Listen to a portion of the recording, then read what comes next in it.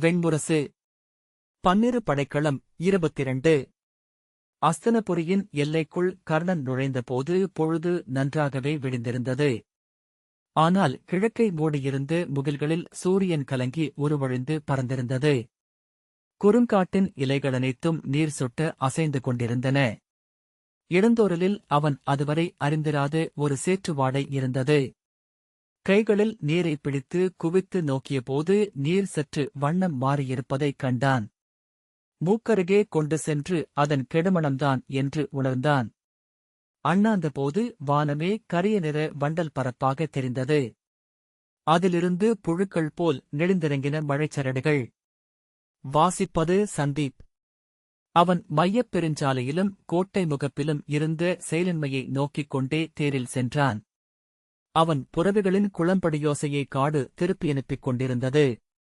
கோட்டைக்குமேல் காவல் மாடங்களில் வீரர்கள் எழவில்லை. ஒரு முரசு மட்டும் ஈரத்தோலின் சோர்வுடன் அதிர்ந்தடங்கியது. அவ்வோசை மழைத்தாரைகளுக்கிடையே மறைந்தது. கோட்டைக் காவலர் அவனைக் கண்டதாகத் தெரியவில்லை. அவன் தேரை இழுத்து நிறுத்தி அவர்களை நோக்கினான்.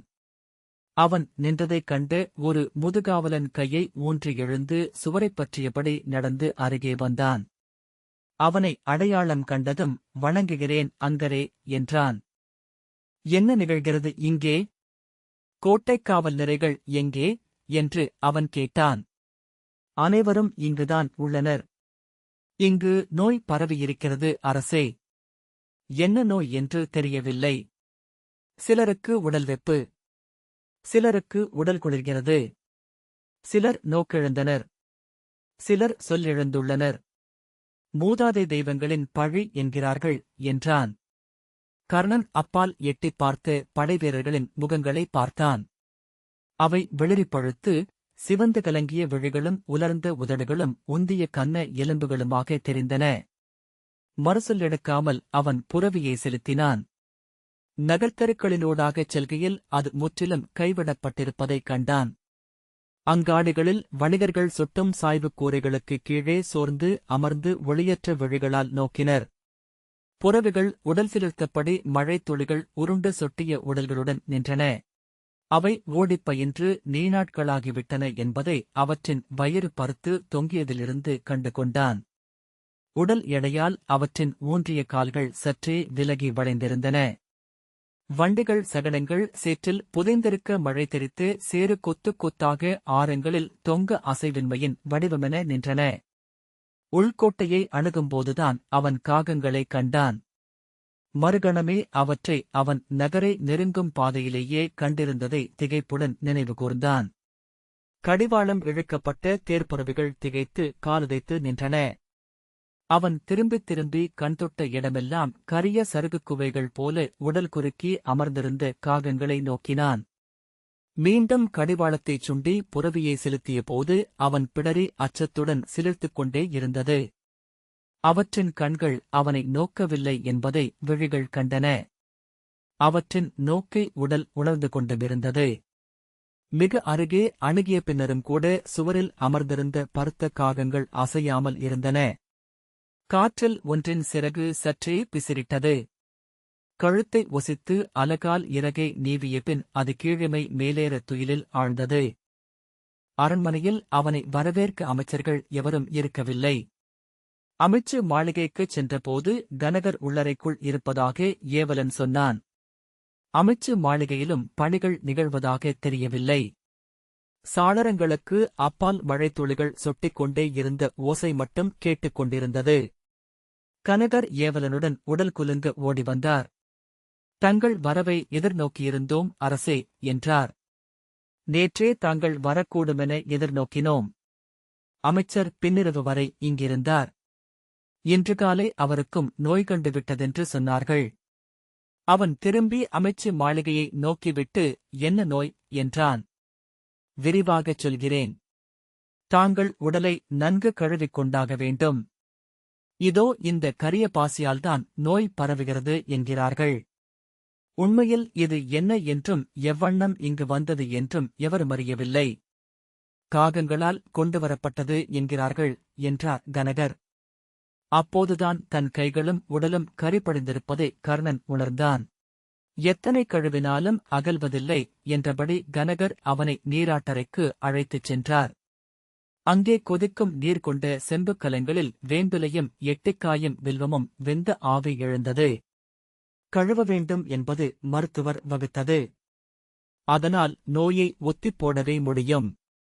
இவ்வரண்மனையில் ஒவ்வொரு கணமும் விழிப்புடனிருந்தவர் விதுரர். அவரே நோய் கொண்டு விட்டார். கர்ணன் தன் கைகளை சிகைக்காய் பசையிட்டு நுரைக்கச் செய்து கழுவினான். பின்னர் சுண்ணம் கலந்த நீரால் கழுவினான். நச்சு. ஆனால் அதன் இனிமை சொல்லற்கரியது. அங்கரே அது உடலில் இருந்து உள்ளத்தை தனியாக பிரித்துவிடுகிறது. ஏழுலகங்களிலும் உள்ளம் பரந்தலகையில் நனைந்த துளிச்சுருளென உடல் இங்கு அமைந்திருக்கிறது. இருள் நிறைந்த உலகங்கள். அங்கே விழிகள் மின்னுகின்றன. நெளிவுகளும் சுழிப்புகளுமென ஏதோ எவரோ நிறைந்துள்ளார்கள். இன்னுமென செல்லச் செல்ல எண்ணி அடுக்குபவை அனைத்தும் கலைகின்றன. உருவங்களே தங்களை முடிவிலாது கலைத்து அருவங்களாகும் ஆடல். செவிவடைக்கும் பெருங்கூச்சல்களும் அலறல்களும் அங்கு நிறைந்துள்ளன. உடை ஓசைகளும் பிள ஓசைகளும் வெடிப்பொலிகளும் தான் எங்கும். ஆனால் சித்தம் அவற்றுடன் மோதிதானும் பேரொலி எழுப்புகையில் நம் உடல் ஒரு பழுத்த கட்டி போல உடைந்து சலம் தெறிக்கப் பரவுகிறது என்றார் கனகர். இந்நகரில் நீங்கள் பார்த்த ஒவ்வொருவரும் உளம் அகன்ற வெறும் உடல்கள் மட்டுமே. கர்ணன் அவர்களின் விழிகளை ஒவ்வொன்றாக நினைவுகூர்ந்தான். நோயுறுதல் இத்தனை இன்பமானதாக ஆக முடியுமா? சோர்வு இத்தனை தித்திக்கலாகுமா? அரிது, அரிது. நான் இதுவரை கண்டதில்லை என்றார் கனகர். உடலை அசைக்கவும் உளங்கூடுவதில்லை. அசைவின்மையின் இனிமையையே சுவைத்துக் கொண்டிருப்போம். எங்கிருந்து வந்தோம் என்று எண்ணுகையில் எழும் திகைப்பு எல்லையற்றது. அங்கரே இத்தனை முடிவெளியுலகுகளால் சூழப்பட்டா இங்கு இத்தனை சிறிய வாழ்க்கையை வாழ்கிறோம்? அவன் உடல் தூய்மை செய்து உடை மாற்றியதுமே விதுரரை பார்க்கச் சென்றான்.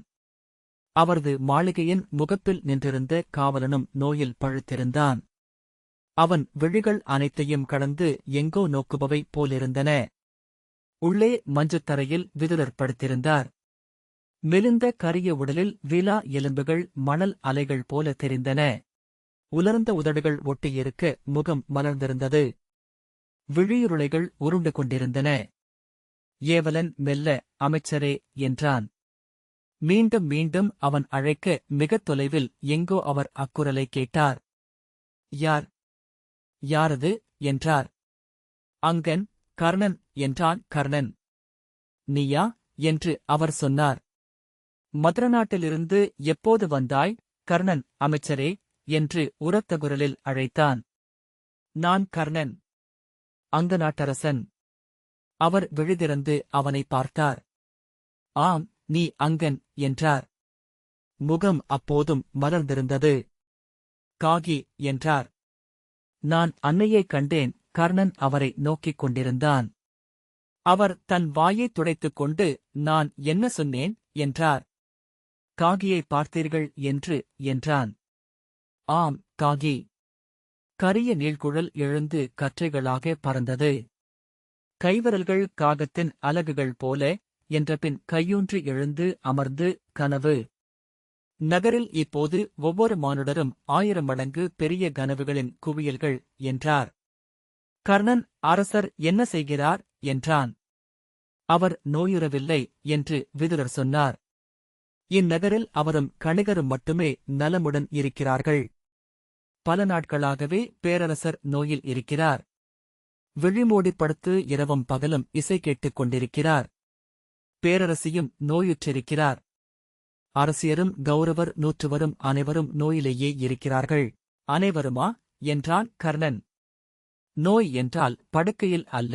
நேற்று துர்முகனை பார்த்தேன். புன்னகைக்கும் முகமும் அலைபாயும் கண்களுமாக கைகளை வீசிக்கொண்டே சென்றான். என்னை அவன் விழிகள் பார்க்கவே இல்லை. கர்ணன் நீள்மூச்செறிந்தான். இந்நகர் முற்றிலும் இருளில் மூழ்கிவிடும் என்று தோன்றியது. ஆகவேதான் உங்களை வரச் சொல்லி ஓலை அனுப்பினேன். கர்ணன், நான் மகதத்திற்கு தூது அனுப்பப்பட்டதை அறிந்தேன் என்றான். ஆம், மகதத்தின் நட்புத்தூதை மறுத்தோம். அம்முடிவை நான் எடுத்தேன். சகுனித்தேவர் அதற்குரிய ஆணையை இட்டார். பேரரசரிடம் ஒப்புதல் பெறப்பட்டது என்றார் விதுரர். நீங்கள் அங்க நாட்டிலிருக்கையிலேயே அதை செய்ய வேண்டுமென எண்ணினேன். அச்செய்தியை அறிந்து நீங்கள் சினம் கொண்டதையும் நான் அறிவேன். கர்ணன் தலை குனிந்து அமர்ந்திருந்தான். அங்கரே, நீரே பார்க்கலாம். இந்நகர் எப்படி போரில் இறங்க முடியும் என்றார் விதுரர். உண்மை. ஆனால் என் தோள்களில் ஜராசந்தரின் தழுவம் கைகளின் எடையும் வெம்மையும் இப்போதுமுள்ளது என்றான் கர்ணன்.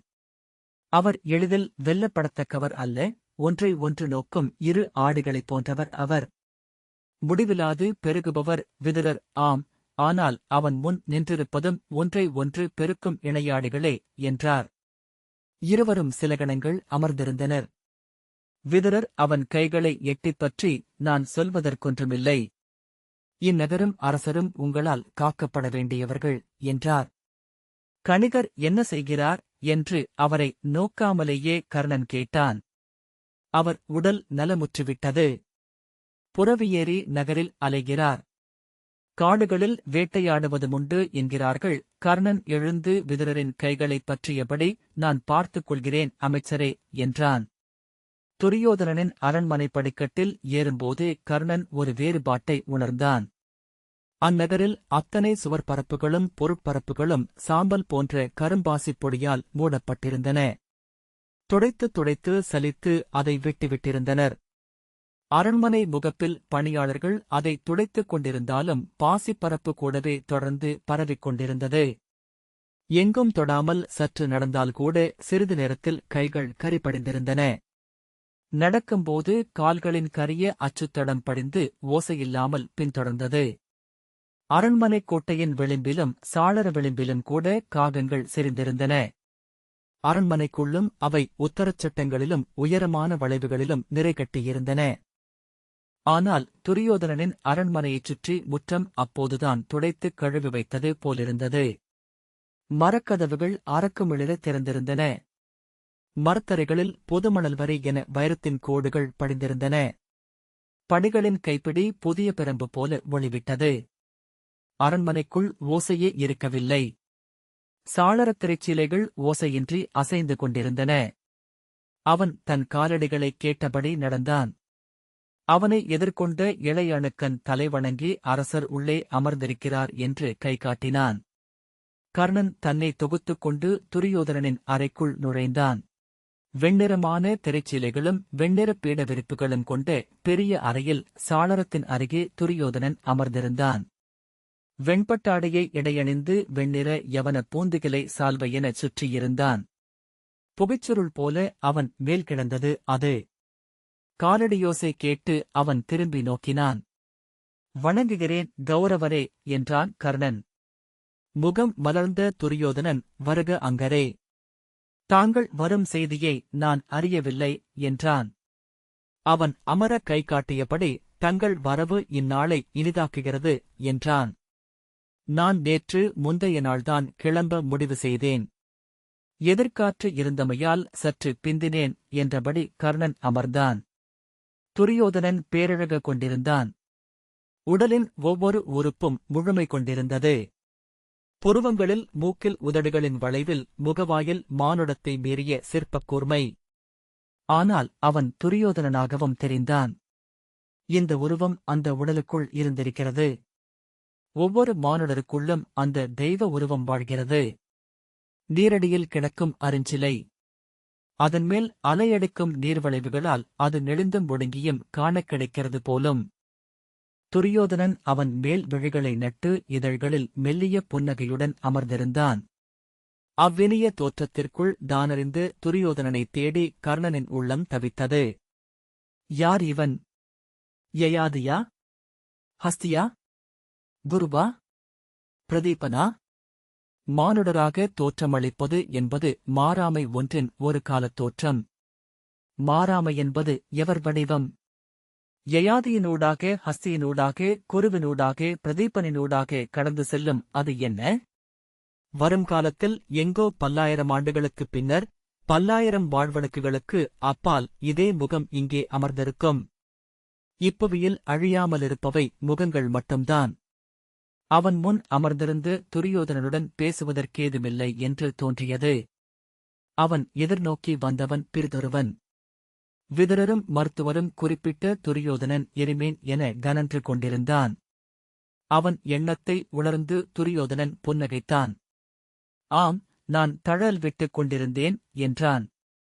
தீப்பற்றிக் கொண்டவன் போல இவ்வரண்மனையில் சுற்றியலைந்தேன். அதை அப்போது நான் உணரவில்லை.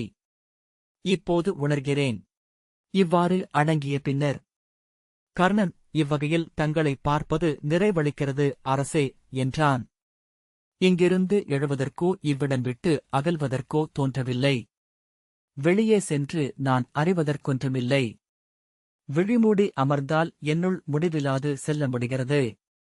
ஒளிகொண்ட பேருலகங்கள் முழுமையான ஒத்திசைவால் ஆனவை. ஒத்திசைவு கொண்ட ஒலிகள் இசையாகின்றன. பொருட்களின் உள்ளுறை ஓசை என்றால் அங்குள்ளவை இசையாலான பொருட்கள். அவன் விழிகளின் ஒளியே கர்ணன் திகைப்புடன் நோக்கிக் கொண்டிருந்தான். அகிபீனா உண்டவனின் உச்சநிலை வலிப்பில் என அவை விரிந்து விரிந்து சென்றன. அரசே, இந்நகரம் உங்கள் ஆட்சியிலிருக்கிறது. இது எந்நிலையில் உள்ளது என்று அறிவீர்களா? துரியோதனன் புன்னகை மாறாமல், ஆம், நான் இச்சாளரத்தருகே நின்று பார்ப்பதுண்டு. நகரம் பகலில் மெல்லிய பொன்மஞ்சள் நிற ஒளியால் மூடப்பட்டிருப்பதை பார்க்கிறேன். மழைச்சரடுகள் பொன்னுல்களென ஆகி அலைப்பாய்கின்றன. துளிகள் பொன்னென உதிர்கின்றன.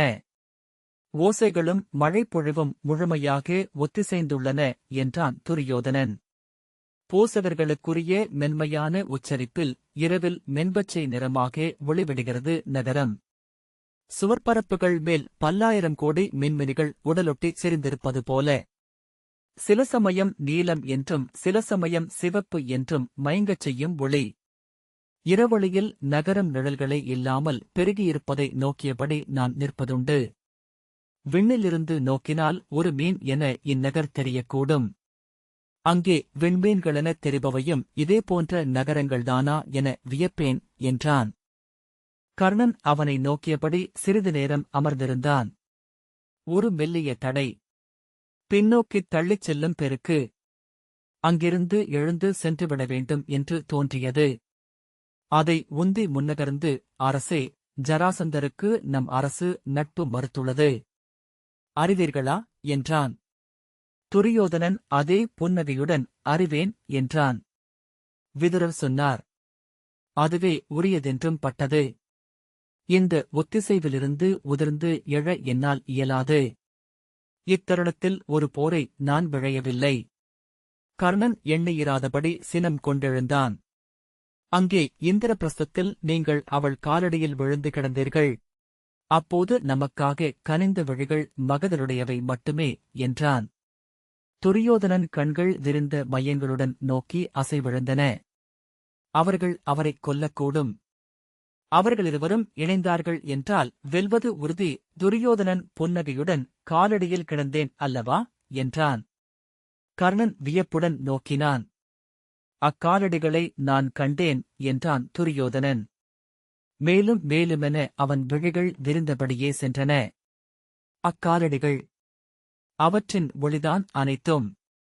ஆதித்யர்கள் அவ்வொளியை அள்ளிப் பருகும் விழிகள் மட்டுமே. நான் கண்டேன். மிகத் தொலைவில், முகில்களுக்கு அப்பால் அவன் திரும்பி காலடியில் விழுந்து கிடந்தேன் அல்லவா? நீரும் அதைப் பார்த்தீரா என்றான். கர்ணன் மெல்லிய மூச்சுத் திணறலை அடைந்தான். என்ன சொல்கிறீர்கள் அரசே என்றான். காலடியில் விழுந்து கிடந்தேனா என்று மிக அணுக்கமான மந்தனம் ஒன்றை கேட்டறிவது போல துரியோதனன் கேட்டான். கர்ணன் எழுந்து கொண்டு, நான் சென்று படைகளை நோக்குகிறேன். நகரமே நோயில் மூழ்கியிருக்கிறது அரசே. படைகள் சிதைந்து கிடக்கின்றன. இந்நகரம் சேற்றில் யானையென மெல்ல மூழ்கிக் கொண்டிருக்கிறது என்றான். துரியோதனன், என்னகரம் என்றான். கர்ணன் சில கணங்கள் நோக்கி நின்றபின் தலைவணங்கி திரும்பி நடந்தான். தன் மாளிகைக்கு திரும்பும்போது நோயுற்றிருப்பதை கர்ணன் உணரத் தொடங்கினான். தேரிலேறும்போது மெல்லிய நிலையிழப்பு ஒன்றை உடலில் அறிந்தான். ஆடைதான் காலைத் தடுக்குகிறதோ என தோன்றியது. தேரிலேறி அமர்ந்து புறவிகள் கிளம்பியதும் அவன் உடல் எடையிழந்து பின்னோக்கிப் பறப்பது போல தோன்றியது. சாலையோரக் காட்சிகள் ஒன்றுடன் ஒன்று உருகிக் கலந்து வண்ணத்தீற்றல்களாக ஆயின. கடையாணி உரசும் ஒலி போல ஒன்று தலைக்குப் பின்னால் கேட்கத் தொடங்கியது. அவன் தலையை கையால் தட்டிக்கொண்டே இருந்தான். மாளிகையில் சென்றிறங்கி படிகளில் ஏறும்போதும் அவ்வோசை நீடித்தது. கண்களை மூடி அதை கேட்டபோது அது சிவந்த குமிழிகளாக மாறி இமைக்குள் திளைக்கத் தொடங்கியது. படிகளில் ஏறும்போது உடல் எடை மிகுந்தபடியே வருவதை அறிந்தான். இறுதிப்படியில் மூச்சு வாங்க நின்றான். உடல் வியர்வையில் குளிர்ந்திருந்தது. சுவர்களைப் பற்றியபடி தன் அறைக்குள் நுழைந்தான். ஏவலன் ஓடிவந்து அவனை பிடிக்கலாமா கூடாதா என்று தயங்கி நின்றான். மஞ்சத்தில் கையூன்றி அமர்ந்து ஏவலனை விழுதூக்கி நோக்கியபோது நீர்ப்பாவை என கலங்கி அசையும் உருவம் தெரிந்தது. சூடான இந்நீர் என்றான். அவன் யவன மதுவா என்றான். இல்லை, இந்நீர். அவன் அரசே, தாங்கள் நோய் கொண்டு விட்டீர்கள். மருத்துவரை அழைத்து வரச் சொல்கிறேன் என்றான். வேண்டியதில்லை. களைப்புதான், அதைச் சொல்லவே அவன் இதழ்கள் சலிப்புற்றன. இறுதி உச்சரிப்பு வெளிவரவே இல்லை. கண்களை மூடியபடி அவன் விழத் தொடங்கினான். இறகுச்சேக்கை மெல்ல மணல் என அவனை பெற்றுக் கொண்டது. நுரை என நெகிழ்ந்து இழுத்தது. புகை என மாறி உள்ளே விழச் செய்தது. ஒலிகள் எங்கோ கேட்டுக்கொண்டிருந்தன. மழைத்துளிகள் நிறைந்த இலைகளும் முட்களும் கொண்ட காடு அரையிருளில் நீர் ஒலிக்க நின்றிருந்தது. துளி ஒளிகளுடன் விழிமணிகளும் கலந்திருந்தன. காகங்கள். அவன் காகங்கள் என்றான். அவ்வொலியை அவனே எவருடையதோ என்று கேட்டான். உடல் உருகிப் பரவியது. கைகளும் கால்களும் தனித்தனியாக விலகின. அவன் சித்தம் மட்டும் மெல்லிய ஒளியுடன் ரசம் போல சேக்கை மேல் பரவிக் கிடந்தது. அறைக்குள் சுவர்கள் ஒளிகொண்டன. பச்சை ஒளி, நீலமோ என ஐயுறச் செய்யும் ஒளி. அனைத்து ஒலிகளும் இசைவு கொண்டன. அவன் துரியோதனனிடம் ஆம், இசைவு என்று சொன்னான்.